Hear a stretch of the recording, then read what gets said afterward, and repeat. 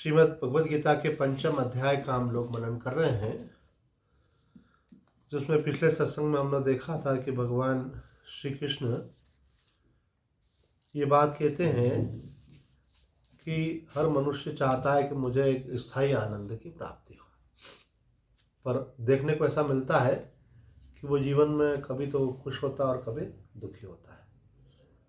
तो वो स्थिति कैसे प्राप्त हो सकती है जिसमें सदा आनंद बना रहे, सदैव एक शांति बनी रहे, एक समाधान की अवस्था बनी रहे।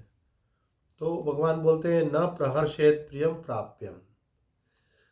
इसके लिए हमको एक मोह छोड़ना पड़ेगा। वो मोह किस बात का? कि हम जो है आनंदित होना चाहते हैं व्यवहारिक दृष्टि से, अथवा सुखी होना चाहते हैं। तो अगर आप सुखी होंगे तो फिर दुखी भी होंगे। तो सुख और दुख जो है युग्म है। जैसे रात्रि और दिन अलग नहीं हो सकते। एक कॉइन होता है तो उसमें दो उसके पहलू होते हैं। एक तरफ मानो अशोका का चिन्ह बना हुआ है तो दूसरी तरफ 1 रुपी अथवा 5 रुपीज़ या 10, अब तो 20 का भी आ गया है उसका। आपने देखा 20 वाला? मेरे को किसी ने 20 का भी दिया। तो अगर वो आपको 10, 25 अगर एक तरफ है तो दूसरी तरफ वो रहेगा। तो जीवन में क्या है? युग्म है ना, ये पेयर है। कभी सुख तो कभी दुख। तो दुख किसको बोलते हैं? जो सुख हम चाहते हैं वो नहीं मिलता है तो वही दुख हो जाता है ना। जैसे किसी को कोई वस्तु मिलने से सुखी हुई है और वो वस्तु चोरी हो गई तो दुखी हो जाएगा। आप स्वस्थ रहने से आप खुश महसूस करें, मेरा स्वास्थ्य बहुत बढ़िया है, तो बीमार होने से दुखी हो जाएंगे ना। कोई अपना प्रिय है, कोई अपनी बहन है, कोई सहेली मिले, अपन खुश हो जाते हैं। तो फिर वो चले जाने लगे तो फिर दुखी हो जाएंगे। तो अगर आप चाहते हो कि दुखी नहीं होना है मुझे, तो फिर आपको इस बात का ध्यान रखना पड़ेगा कि आपको किसी चीज़ के मिलने से खुशी भी नहीं होना चाहिए, तब आप एक आनंद की अवस्था में जाओगे। तो खुशी और जिसको बोलते हैं हर्ष, और ये जो है ये संसार की चीज़ें हैं। सुख और जो आनंद है ये संसार से परे अपने आत्मा की चीज़ है, परमात्मा की चीज़ है। हालांकि आनंद शब्द का प्रयोग व्यवहार में भी कर देते हैं कि हमने भोजन खाया तो बड़ा आनंद आया, पर उसको खुशी बोलना ज़्यादा अच्छा है ना। उसको हर्ष बोलना ज़्यादा ठीक है। वो बोले आज खाना ऐसा बना था कि हमें बड़े ख़राब लगा, तो दुख लगा, अरे इतना गंदा खाना क्यों खाया। तो उसका मतलब क्या हुआ? संसार में कभी अच्छा और कभी बुरा होता है, लेकिन अच्छे बुरे से परे हमको पहुंचना है। तो अच्छे बुरे से परे जो है वो मन के परे वाली अवस्था है ना। जैसे कोई भी व्यक्ति गहरी नींद में जब सोता है तो वो कुछ शिकायत नहीं रहती है कि क्यों, क्योंकि वहाँ पे मन नहीं रहता है। तो एक सहज स्वाभाविक शांति वहाँ पर विराजित रहती है। और मानो ये राम सोया हुआ है बहुत गहरी नींद में, और शीतल ने जाकर उसको हिला दिया, तो अरे मेरे को क्यों उठा रहे हो, मैं बड़े आनंद से सोया हुआ था, तुमने मुझे क्यों जगा दिया। ऐसे नाराज हो जाते हैं ना ऐसे। तो बोले अच्छा भैया एक बात तो बताओ, आपको आनंद किस चीज़ का आ रहा था? तो क्या लड्डू खा रहे थे क्या नींद में? अरे नहीं, लड्डू का आनंद नहीं था। तो कोई आपका दोस्त मिला था क्या? बोले नहीं। क्या आपको बहुत सारे रुपए मिले थे क्या? अरे पर ये भी नहीं। तो फिर बोले आनंद किस चीज़ का था? तो बोले मुझे अपने आप में आनंद आ रहा था, है आनंद से सो रहा था। तो ये आनंद किसका? ये अपने आत्मा का आनंद है जो हमको रोजाना मिलता है, और उसको मिलने से हमको ऊर्जा भी आ जाती है, हम स्वस्थ भी हो जाते हैं, हमारे चित्त के अवसाद भी दूर हो जाते हैं। तो उसमें पॉजिटिविटी है ऐसे। और दूसरी मजे की बात उसके अंदर एक ही है कि संसार के हर आनंद में मनुष्य कभी न कभी ऊब जाता है, जिसको सुख कहा जाता है। लेकिन ये जो अपना सहज स्वरूप का जो सुख है वो कभी भी उससे मनुष्य ऊबता नहीं। इसलिए वो कभी भी ऐसा नहीं कहता है कि अब आज से मैं ये नहीं चाहता कि मुझे नींद आए। ऐसा कोई चाहता है कि मुझे आज से नींद नहीं आए? क्यों? क्योंकि नींद में जो सुख मिलता है वो अपने आप का सुख है ना? इसको सिंबॉलिक रूप में हमारी माता जी कहती थी कि रोज रात्रि को जब हम सो जाते हैं तो हमारा परमात्मा से मिलन होता है। तो मन किस में लीन होता है? शुद्ध स्वरूप में लीन हो जाता है। तो वहाँ आत्मानंद का अनुभव होता है। लेकिन हम समझ नहीं पाते हैं। क्यों? क्योंकि वहाँ पे हमें सजगता नहीं है। यही चीज़ जब ध्यान किया जाता है और ध्यान के द्वारा जब मन लीन होता है, तो वहाँ पे हमें अपने चैतन्य स्वरूप का बोध बना रहता है, सजगता बनी रहती है। तो उस आनंद को हम महसूस कर पाते हैं।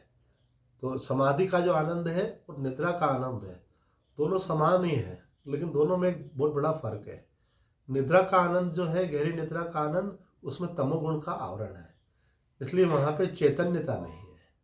और जो समाधि का आनंद है, जब मन लीन होकर के निर्विकल्प समाधि में चला है, तो उस समय चैतन्यता बनी हुई है। तो चैतन्यता का बोध होने से फिर क्या होता है, हमारी जो आनंद की संसार की मांग होती है कि मुझे ये वस्तु मिल जाए, ये व्यक्ति मिल जाए, ये परिस्थिति मिल जाए, वो मांग हमारी समाप्त हो जाती है। हमको एक इतना बड़ा आनंद का स्रोत प्राप्त हो गया कि छोटे छोटे आनंद की जरूरत नहीं रहती है ना। जैसे कोई व्यक्ति के पास बहुत सारे 500 के नोट हो, तो उसकी जेब से अगर 1 रुपये का सिक्का गिर जाए तो बोले कोई बात नहीं, जिसके भाग्य में होगा, चलो उसके पास गया, अब दिख तो रहा नहीं, चलो गया। तो उसके पास उसका महत्व नहीं रहता है, क्योंकि उसके पास तो बड़े नोट का भंडार भरा हुआ है। तो ऐसे जिसको अपने आत्मानंद का अनुभव हो जाता है, उसको संसार के शुद्र आनंद का आकर्षण नहीं रहता। मिल जाए तो ठीक है, और चला गया तो ठीक है। मिल गया तो उससे वो हर्षित नहीं हो जाता, और चला जाए तो उससे वो दुखी नहीं होता।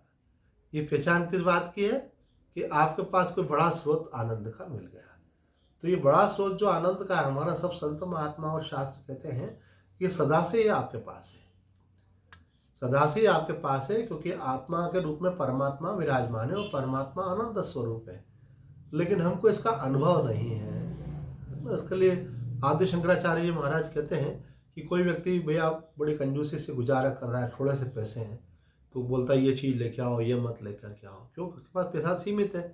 तो उसमें चॉइस रखना पड़ती है कि जो ज़रूरी चीज़ें वो लेके आओ, और जो ज़्यादा ज़रूरी नहीं वो अगले महीने देख लेंगे, भैया अभी इतना खर्चा कर सकते हैं। जबकि उसके ही घर के ज़मीन के अंदर बहुत बड़ा खजाना छुपा हुआ है ना। तो किसी ने बोला भाई खजाना छुपा हुआ है। अब उन्होंने खजाना जब तक खोद नहीं लेंगे, अब उनको विश्वास नहीं हो रहा है, तो विश्वास नहीं हो रहा है तो खोद नहीं रहे हैं। अगर खोदेंगे नहीं तो खजाना मिलेगा कैसे, और खजाना मिल जाएगा तो फिर क्या होगा, छोटे से कमरे में रहेंगे क्या, फिर तो आलीशान महल बना कर रहेंगे। अरे भाई हमारे पास तो सोने का खजाना मिल गया हमको, ऐसे। फिर उनको ऐसा रहेगा कि ये खर्च करो, ये मत करो। उनको लगेगा जो जो जरूरी है वो सब खर्च करो, जो जरूरी नहीं मतलब नहीं है कोई उसमें। तो इसी प्रकार से आनंद का खजाना हमारे अंदर तो है, लेकिन अभी खोद करके हमने उसको निकाला नहीं है। तो महापुरुष अभी हमको संकेत करते हैं कि आप स्वयं सच्चिदानंद स्वरूप हो, आनंद स्वरूप हो। क्यों आप दीनहीन बने हुए हो, क्यों आप अभाव में रहते हो, क्यों आपके मन में भय व असुरक्षा है, आपके अंदर तो कोई अभाव है ही नहीं, आप तो पूर्ण है। बोले गुरुजी आपने बता तो दिया हमको, लेकिन अभी हमको वो प्राप्त तो नहीं हुआ। हाँ बेटा ये बात जरूरी है। तो कैसे प्राप्त होगा, तो प्राप्त तब होगा जब गुरुजी के बताए हुए मार्ग से आप प्रयास करेंगे, है ना। खजाना भी खोदना होता है ना, तो जानकार को बुलाना पड़ता है, भाई ज़मीन में कहाँ पर है, ऐसे। तो उसकी जानकारी लेकर फिर उसकी विधि होती है। मानो वो किसी के द्वारा रक्षा किया जा रहा है, कोई इस व्यक्ति ने गाड़ा है और वो सर्प बन करके बैठा हुआ है, तो फिर वो आपको डस लेगा। तो इसलिए आपको वो डसे नहीं, वो धन का आप उपयोग कर सके। इतना सरल नहीं होता है खजाने का उपयोग करना, उसमें कोई बाधा हो सकती है। तो उसकी विधि होती है, उस विधि से उसको आप प्राप्त कर सकते हैं। तो इसी प्रकार से अपना आत्मानंद जो है वो गुरुजन हमको बतलाते कैसे प्राप्त होगा। तो हमारे पूज्य अखंडानंद जी महाराज वृंदावन वाले बोलते हैं कि आप अपने आत्मानंद में थे, वहाँ से आप उसका त्याग करके विषयों में आ गए। तो जैसे आप चले गए वैसे वापस आपको लौट करके आना है। एक व्यक्ति जो है रमन महर्षि जी के पास गया, महान संत तिरुवन्नामलाई के, है ना। तो उनके पास गया और बोले कि महाराज जी मैं सुखी कैसे होऊंगा। तो उन्होंने बोला जहाँ से आए वहीं वापस चले जाओ। तो उसको ऐसा लगा कि महाराज जी मुझको बोल रहे वापस चले जाओ तो उसको ऐसा लगा जैसे महाराज जी मेरी उपेक्षा कर रहे हैं, और उसको अपमान सा महसूस हुआ। तो फिर किसी व्याख्या करने वाले ने व्याख्या करके बताया कि महर्षि जो बात बोल रहे हैं उसका गूढ़ अर्थ है। उसका मतलब ये नहीं कि आप जिस शहर से आए हो, जिस घर से निकल करके आओ वापस वहाँ चले जाओ, बल्कि महर्षि जी का कहने का अभिप्राय है कि ये घर तो बाद में है, घर में तो आप बाद में आए, पर सबसे पहले आप कहाँ से आए? तो बोले आप अपने आप में आत्मा हो, उसमें सच्चा सुख है, सच्चा आनंद है। उसको छोड़ करके आप जो है कहाँ आ जाते हो? मैं के भाव में आ जाते हो कि मैं एक व्यक्ति हूँ, है ना। सबसे पहले आदमी को क्या विचार आता? मैं। किसी के घर हम गए थे, तो उनके घर कोई दूसरा मिलने के लिए आया दीपावली के समय। उन्हें बाहर से घंटी बजाई, तो अंदर से पूछा कौन? तो उन्होंने बाहर से बोला मैं, ऐसे है। तो बोले भाई मैं, तो मैं कौन? ऐसे। तो फिर इतने में तो वो दरवाज़ा खोल दिया, तो अंदर आ गया।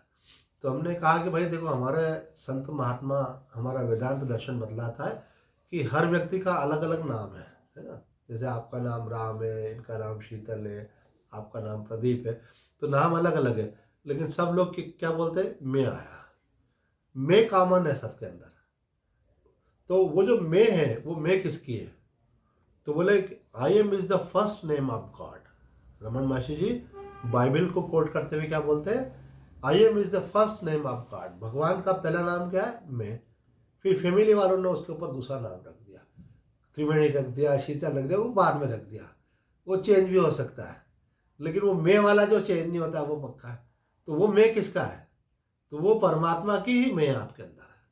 इसलिए रमन महर्षि जी की जो ध्यान की विधि है, और बॉम्बे के एक बहुत बड़े संत हुए निसर्गदत्त महाराज, उनकी जो ध्यान की विधि थी, तो उन दोनों में एक कॉमन चीज़ ये, वो दोनों बोलते हैं कि मैं के ऊपर टिको, होल्ड दिस आई। महर्षि बोलते हैं इस मैं को दृढ़ता पूर्वक पकड़ो। अभी तो क्या होता है, मैं बोलते जरूर है, पर हमारा ध्यान मैं की तरफ नहीं रहता, हमारा ध्यान बाहर की तरफ रहता है।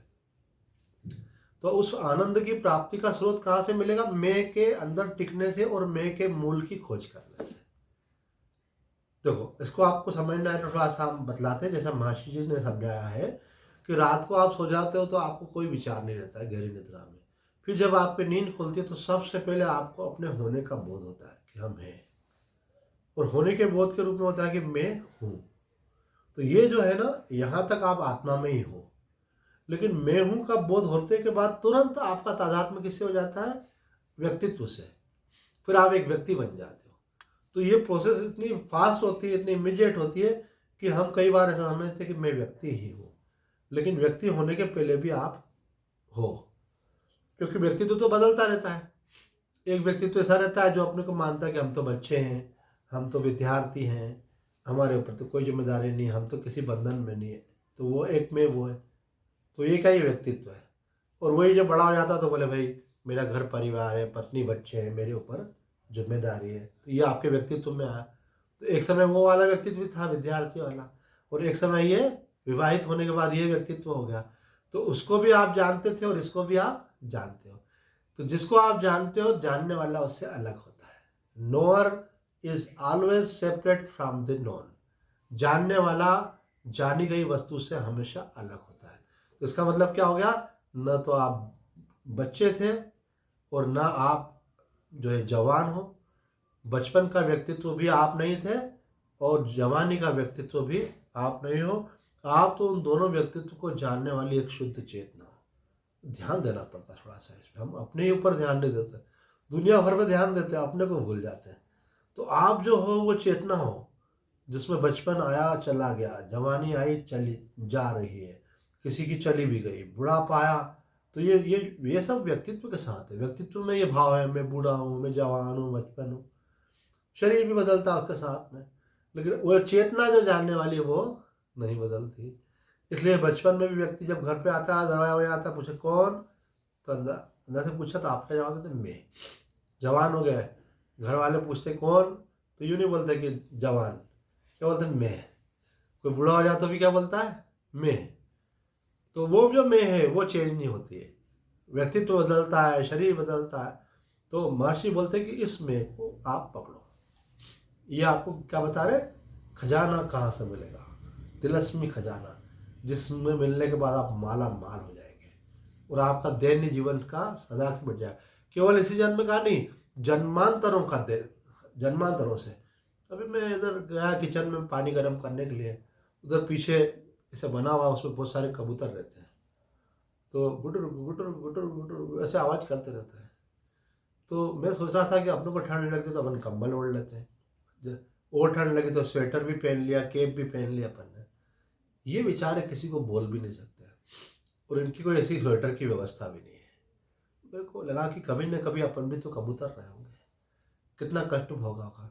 तो केवल एक योनि में ही नहीं, ऐसे अपन डॉग देखते हैं घूम रहे हैं, बिल्ली है उसको देख रहे हैं, तो वो कितने योनियों में कितना कष्ट पाया।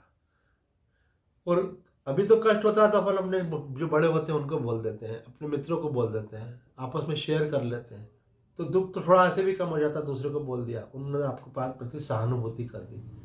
लेकिन उस समय जो दुख था उसको तो हम किसी की सहानुभूति भी नहीं मिलती थी, बोल भी नहीं सकते थे, मूक प्राणी है ना। भूख लगे तो दाना मिल गया तो ठीक है, नहीं मिला तो भूखे रहेगा तो ये भी नहीं बोल सकते खाना नहीं मिला मुझे। और कभी कभी तो उल्टा भी होता है, जैसे कोई रात के समय कुत्ता किसी के घर में घुस जाए और उन्होंने अरे ये कुत्ता घर में आया, भगा भगा उसको, कोई डंडा मार देता है, कोई पत्थर फेंक देता है उस पर, कोई उसको अरे भाग भाग भाग ऐसे आवाज़ करके भगा देता है। तो वो सोचता है कि तुम बड़े धर्मात्मा बनते हो, बड़े सत्संग में जाते हो, मैं भूखा हूँ, मुझे 2 रोटी नहीं दे सकते क्या? पर ये बोल भी नहीं सकता है ना वो। तो आप समझो इस बात को कि अनेक, ये हमारा जो ये शरीर है अनेक प्रकार के पहले शरीर धारण कर चुका है ये जीवात्मा, और अब इसमें आया है।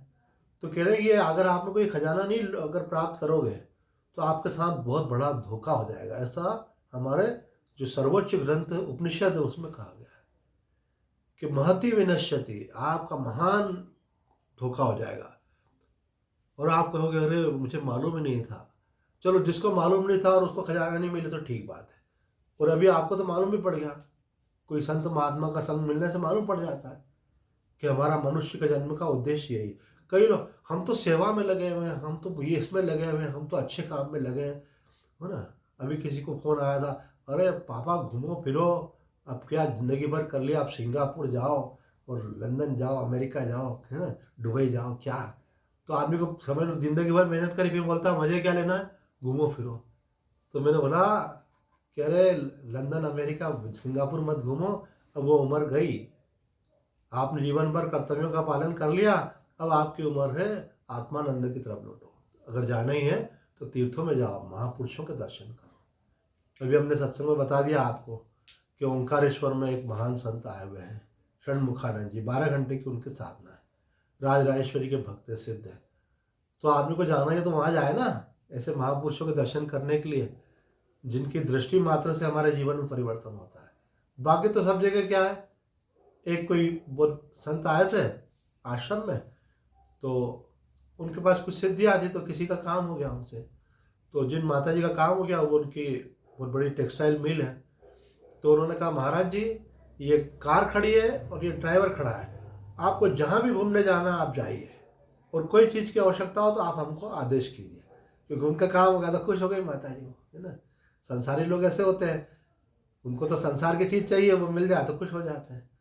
तो उनने महाराज जी ने जवाब दिया, हम वहाँ थे, उनने हालांकि वो तांत्रिक थे और वो सब ये चीज़ें बताते थे, तो बोले बेटा ऐसा है कि कहीं भी जाएंगे तो क्या होगा, वही सीमेंट है, वही सरिये हैं, वही ईंट है, वही कलर है ना, उसको बदल बदल के बनाया है, तो क्या देखना। जिसकी दृष्टि तत्व पे चली जाती, बोले क्या देखना है बेटे। तो बोले महाराज जी इतना ज्ञान अगर होता तो हम संसार में क्यों फंसे रहते। तो बोले ये ले लो, फिर दे रहे हैं ना, आप लेना क्यों नहीं चाहते हो। ऐसे तो आप लेना चाहो तो आपका देने जन्मांतरों का देने बढ़ जाएगा।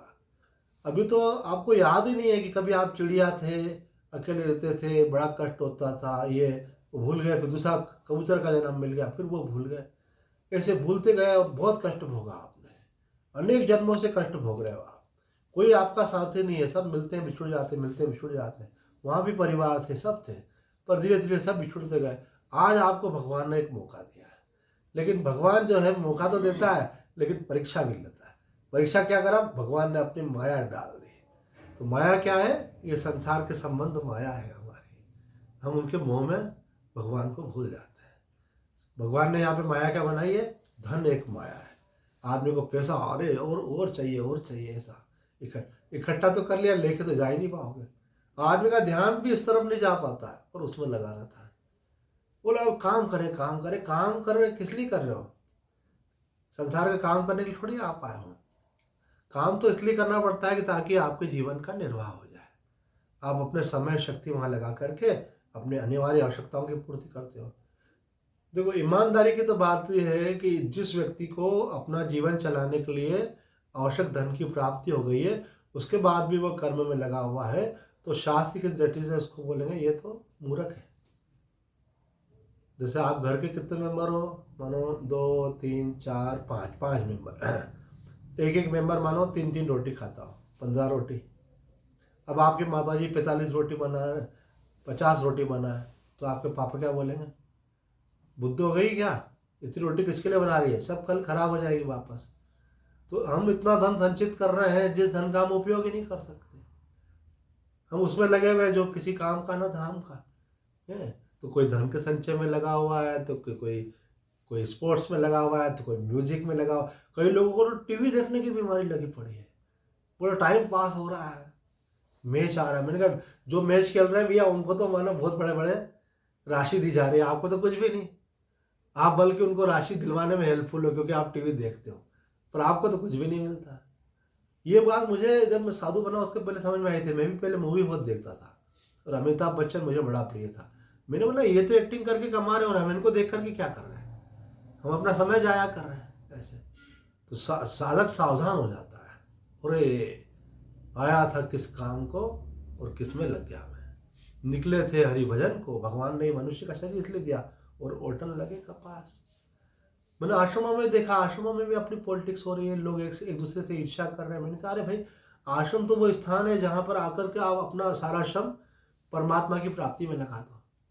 और वहाँ सत्संग अगर आप नहीं करो और वहाँ पर अगर साधना नहीं करो, और उसने ऐसा क्यों किया, उसने ऐसा क्यों किया, खाने पीने की व्यवस्था, निर्माण चल रहा है, आ रहे हैं जा रहे हैं लोग, उसमें मन लगा रखा है आपने।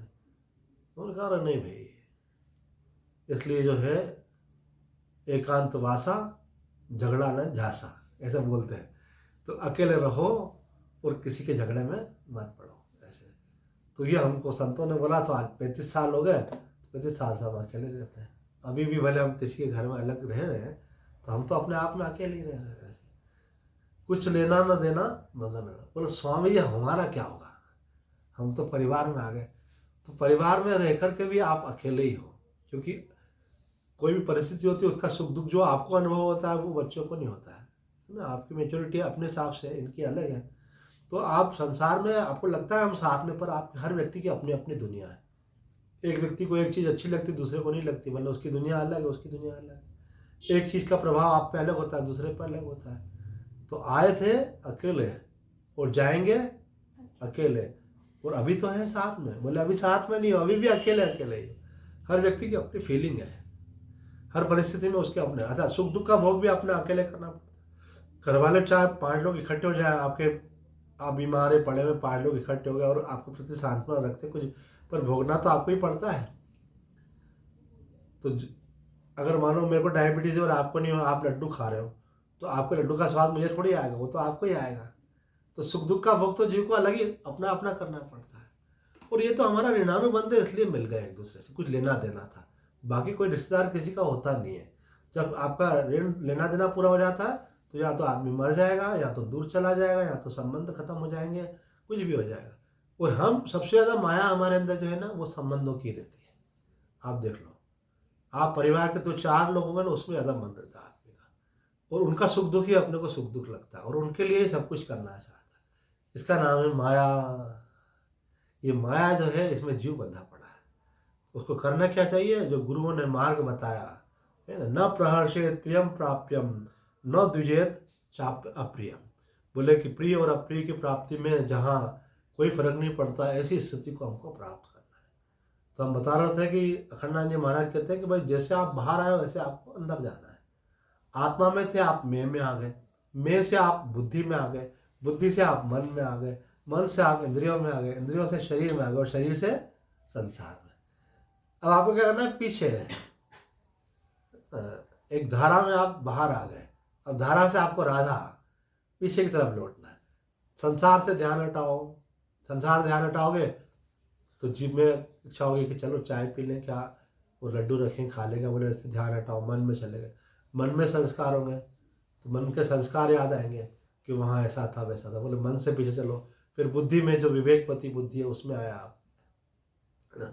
बुद्धि में भी आप व्यक्ति बने हुए, बुद्धि के भी आप साक्षी बनो, और जब उसके साक्षी बनोगे तो आपको अपने होनेपन का बोध होगा। सब दुनिया भूल जाए आपको, क्या समय हो रहा है, कौन से स्थान पे बैठे, शरीर कौन से पोस्चर में बैठा हुआ है ना, आलती पालथी लगा रखी है कि पद्मासन लगा रखा है, क्या वहाँ शरीर से भी ध्यान हट गया, और आप मन के विचारों के भी साक्षियों के मन से भी परे हो गए। अगर मन से परे नहीं हो पा रहे तो कोई सुमिरन करो, जो गुरुदेव का दिया हुआ मंत्र, तो सुमिरन करते करते मन के विचार शांत, फिर बाद में उन विचारों को भी छोड़ करके आप अपने आप में आ गए। फिर महापुरुष जो अंतिम मंत्र देते हैं वो कौन सा, कि आप अपनी चेतना में आ जाओ और फिर सोहम मंत्र का जप चलने दो। सो का मतलब होता है सह वह, और अहम का अर्थ होता है मैं। सह अर्थात वह सच्चिदानंद स्वरूप आत्मा ही मैं हूँ, अर्थात जो सर्वव्यापक चेतना है वही मैं हूँ, ये मैं नहीं हूँ। जीने मरने वाला, सुखी दुखी होने वाला, ढीला डाला, ये हम नहीं, ये तो गंदा मांस की गोठरी है, ये तो है ना। तो एक महात्मा तो बोलते थे सब प्रवचन में, उनके पास हम मिलने आते थे, अरे बोले ये मांस का लोटला वहाँ मिलने के लिए गया तो वहाँ से ऐसा करके आता हूँ, ये ऐसा शब्द क्यों बोलते मांस का लोटला, तो बोले ताकि आपको इसके प्रति जो महत्व बुद्धि बैठी हुई है, आप अपना समझ बहुत बढ़िया कुछ अच्छा पहन लिया, कुछ सजा लिया तो लगता वाह वाह वाह वाह, अरे बोले कुछ नहीं, मांस का लोटला है ये कुछ नहीं। तो आपको हम वैराग्य का भाव जगाते हैं, हम भोजन के लिए कितना सोचते हैं।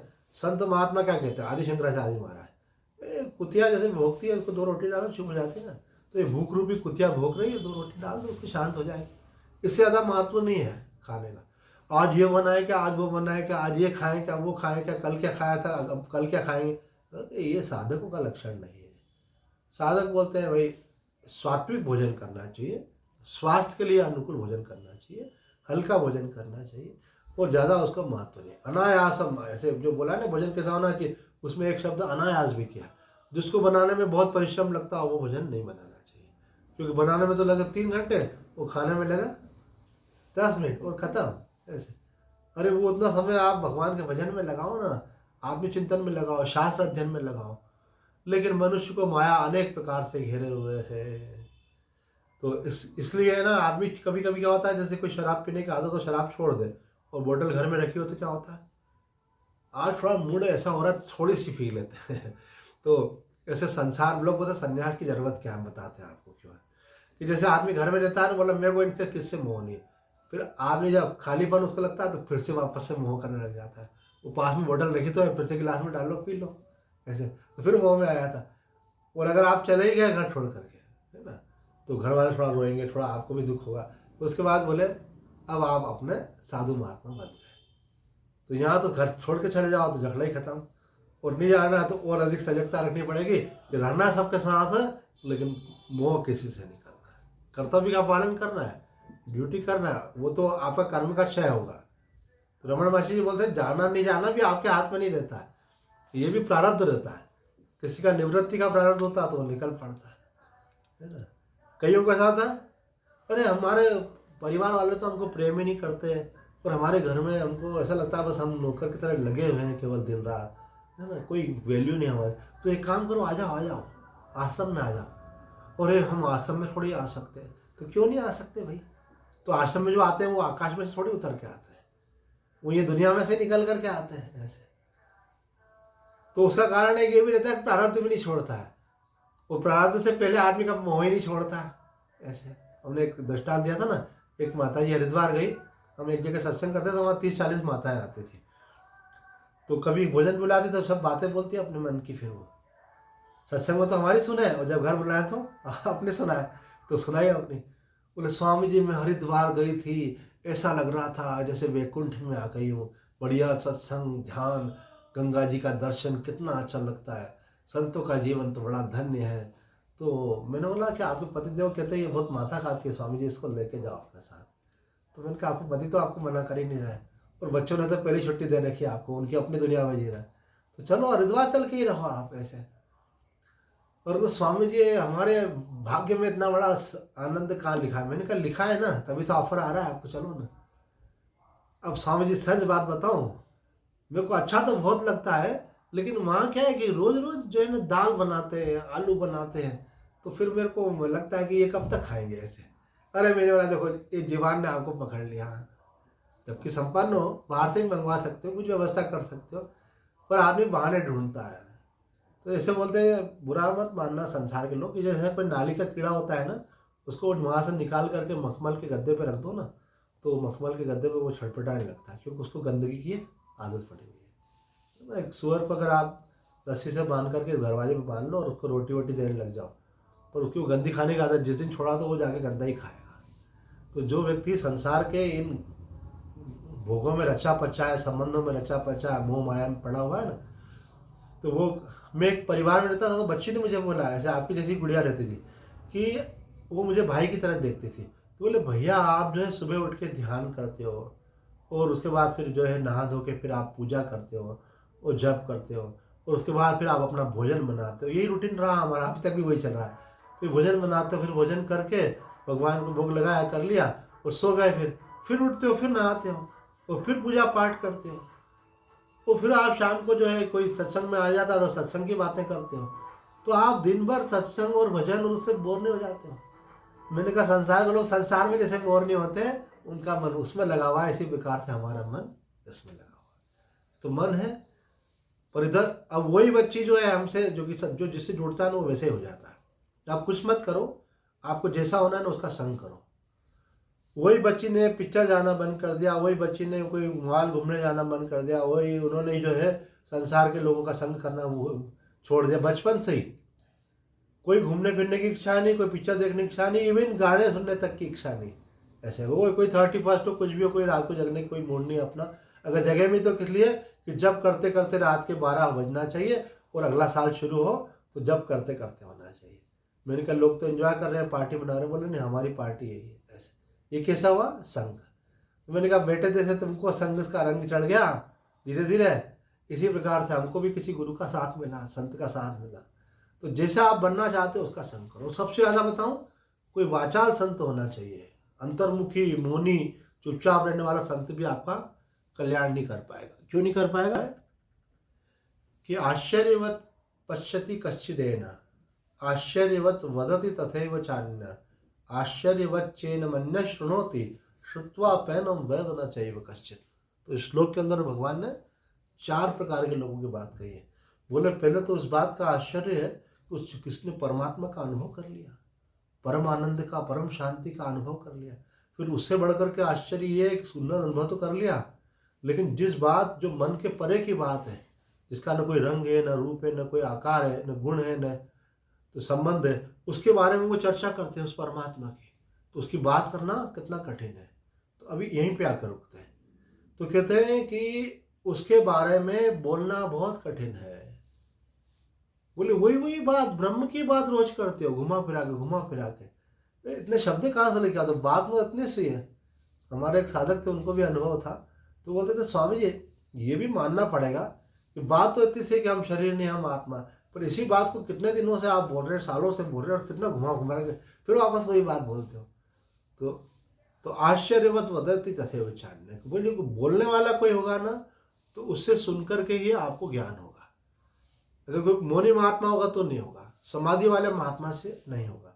जब बोलेंगे तो आपको जानकारी होगी, तो आपका मन भी फिर वैसा होगा, फिर रुचि भी बनेगी, फिर संस्कार बनेंगे। तो कहते हैं ऐसे कोई वाचाल संत जो बोलता हो खूब, यानी हर बात में सत्संग की बात बोलता हो, और आपकी रुचि हो, देखो आपकी श्रद्धा हो गई, महात्मा आपको बतलाने वाले हो गए तो काम बन जाएगा। यानी कोई अच्छे पढ़ाने वाली टीचर मिल जाए और पढ़ने वाला कोई स्टूडेंट मिल जाए, तो वो स्टूडेंट भी टीचर जैसे पढ़ाई करता चला जाएगा आगे, वो भी टीचर जैसी योग्यता प्राप्त कर लेगा। तो संत का संग करेगा तो वो भी संत हो जाएगा। पर संत बोलो हमसे बात मत करो, हमको डिस्टर्ब मत करो, हमको अपना भजन करने दो, तो फिर वो काम नहीं बनेगा।